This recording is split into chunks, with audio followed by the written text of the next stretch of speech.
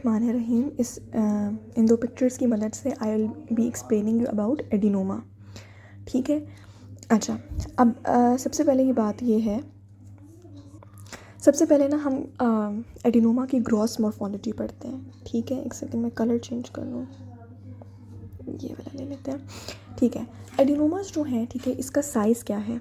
ठीक है, ये इन्होंने इस तरह से मेजर किया तो उनको पता चला ये 0.3 से लेकर 10 सेंटीमीटर्स तक वेरी कर सकता है।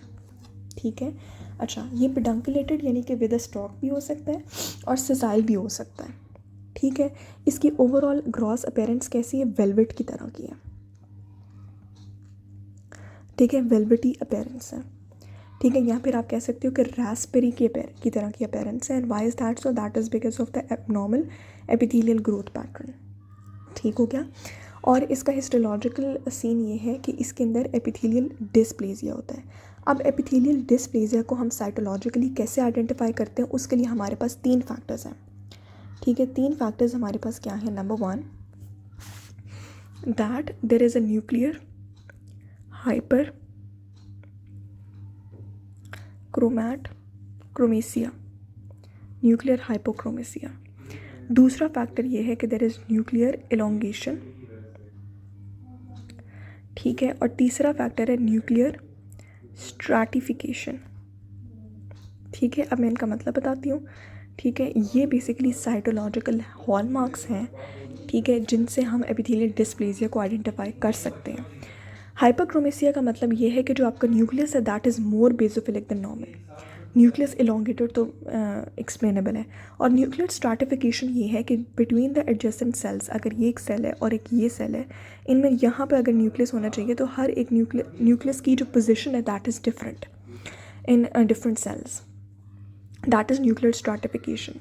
तो अब इन पिक्चर्स में आप देख सकते हो कि न्यूक्लियस का कलर कितना ज़्यादा डार्क है। ठीक है, डार्क नज़र आ रहा है। ठीक है, और दूसरा यहाँ पर अगली चीज़ क्या नज़र आ रही है आपको, ये एक पेडंकल है। ठीक है, this is a fibromuscular peduncle that you can see here. अब इस पेडंकल के अंदर कुछ आपको ये वाली चीज़ें नज़र आ रही हैं which are basically the blood vessels. ठीक है, प्रोमिनेंट ब्लड वेसल्स नज़र आ रही हैं which are derived from the submucosa. और ये जो पेडंकल है, ठीक है, ये इसकी जो स्टॉक है ये किस तरह के एपिथेलियम से बनी है। सो that is covered by a non neoplastic epithelium, लेकिन समटाइम्स इट डिस्प्लास्टिक एपिथेलियम भी होता है। अब अगली बात ये है कि हमारे पास एडिनोमा के भी आगे टाइप्स हैं। जैसे ये नंबर 1, ये वाला जो एडिनोमा है, ये कौन सा एडिनोमा है, that is a tubular adenoma. Number 2, ये वाला हमारे पास विलस एडिनोमा है। ठीक है, ये वाला थर्ड हमारे पास क्या है, that is basically a tubulo villous adenoma. और ये जो फोर्थ वाला है, ठीक है, that is a sessile serrated adenoma, या इसको सिजाइल सेरेटेड पॉलिप भी कहते हैं। ठीक हो गया। अच्छा, अब हम सबसे पहले बात करते हैं about tubular adenoma. Tubular adenoma मुझे कैसे पता चला कि ये ट्यूबुलर एडिनोमा है। उन्होंने कहा कि जो ट्यूबुलर एडिनोमा होता है, ठीक है, वो क्या होता है, that is basically a small, it's a पेडंकुलेटेड polyp. ठीक है, मतलब इसके अंदर पेडंकल होता है, इट इज़ स्मॉल।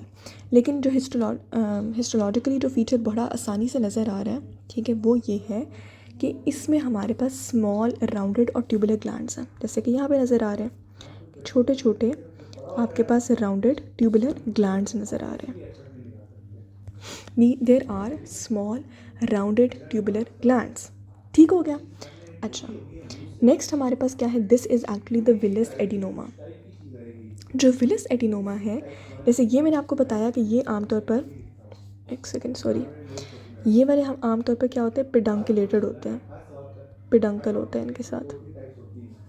ठीक है, ये वाले ज़्यादातर क्या होते हैं, सिजाइल होते हैं। ठीक है, वो क्या बता रहे हैं कि जो विलस एडिनोमा है ये सिजाइल है।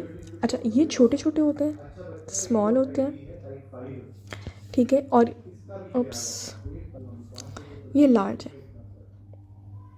ठीक है, लेकिन माइक्रोस्कोपिकली हमें क्या फ़ीचर है जो नज़र आता है, वो ये है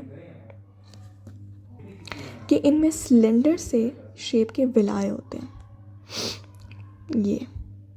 ये देखो, बहुत पतले पतले इसमें विलाय हैं। So the presence of slender villi is the characteristic feature of this villus adenoma. ठीक है। और जो थर्ड है हमारे पास, दैट इज़ अ ट्यूबुलोविलस।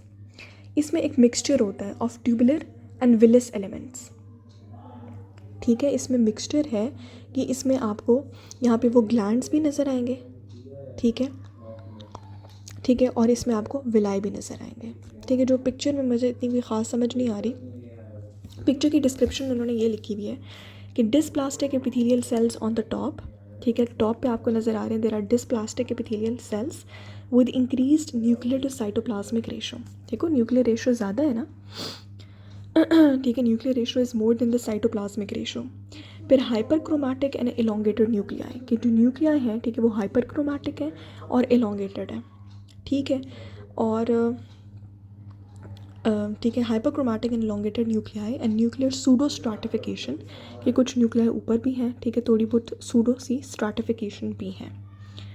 समझ रहे हो? ठीक है, तो ये यहाँ पे इन्होंने बता दिया कि इसके अंदर माइल्ड डिस्प्लेसिया होता है। नेक्स्ट हमारे पास ये वाले हैं डी में, ठीक है, जो कि सेजाइल सेरेटेड एडिनोमास हैं। अब सेजाइल सेरेटेड एडिनोमास जो होते हैं, इनके अंदर वो जो साइटोलॉजिकल फीचर्स थे डिस्प्लेसिया की, जो मैंने ये वाले आपको बताए थे, ये वाले फीचर्स तो इसके अंदर नहीं है। देखो ऊपर आप जो देख रहे थे, यहाँ पर देखो, एक सेकेंड, यहाँ पे कितना ज़्यादा डार्क न्यूक्लियस का कलर था, इसमें कोई ऐसा कलर नज़र आ रहा है? नहीं आ रहा। तो इसके अंदर वो साइटोलॉजिकल फीचर्स तो डिस्प्लेसिया के नहीं हैं। दूसरी बात ये कि it is more common in the right side of the colon, right colon के अंदर ज़्यादा है। ठीक है, अच्छा, अब इन्होंने कहा है कि ये इसकी जो शक्ल है ना, ये जो सेजाइल सेरेटेड है, इसकी शक्ल हाइपरप्लास्टिक से बहुत मिलती है। ठीक है, लेकिन थोड़ा सा फिर भी डिफरेंस है। इसमें क्या है कि ये जो आपके पास ग्लैंड्स हैं, ठीक है, उन ग्लैंड्स के अंदर एक सेरेटेड यानी सॉ टूथ लाइक आर्किटेक्चर है, सॉ टूथ लाइक आर्किटेक्चर है, and that saw tooth like architecture is persistent till the even persistent till the depth of the crypt, या till the base of the crypt, या throughout the full length of the gland। ठीक है, जबकि जो hyperplastic होता है उसके अंदर जो सेरेटेड आर्किटेक्चर है that is only confined to the surface of the hyperplastic polyp. अच्छा, अब यहाँ तक हमने एडिनोमास के बारे में पढ़ लिया। इसमें मेलिग्नेंसी का चांस कैसे पता चलेगा? उन्होंने कहा कि जो साइज़ है that is the most important characteristic that correlates with the risk for malignancy. ठीक है, जैसे कि उन्होंने बताया कि कैंसर अगर हमारे पास ये लेस देन 1 सेंटीमीटर्स हो, देखो यहाँ पे मैंने बताया ना कि 0.3 से 10 कुछ भी हो सकता है। अगर ये हमारे पास 1 सेंटीमीटर से कम है तो कैंसर बहुत रेयर है। ठीक है, लेकिन वो लीजन्स जो कि हमारे पास 4 सेंटीमीटर से ज़्यादा है, ठीक है, वो लीजन्स जो हमारे पास 4 सेंटीमीटर से ज़्यादा है डायमीटर, उनके अंदर फोकाई होते हैं ऑफ इन्वेसिव कैंसर। ठीक है, ठीक है, और एक फैक्टर तो हो गया साइज़, और दूसरा इंपॉर्टेंट फैक्टर है that is the grade of dysplasia, कि किस हद तक डिस्प्लेसिया हुआ है। ठीक है, so these are 2 factors that determine the risk for malignancy.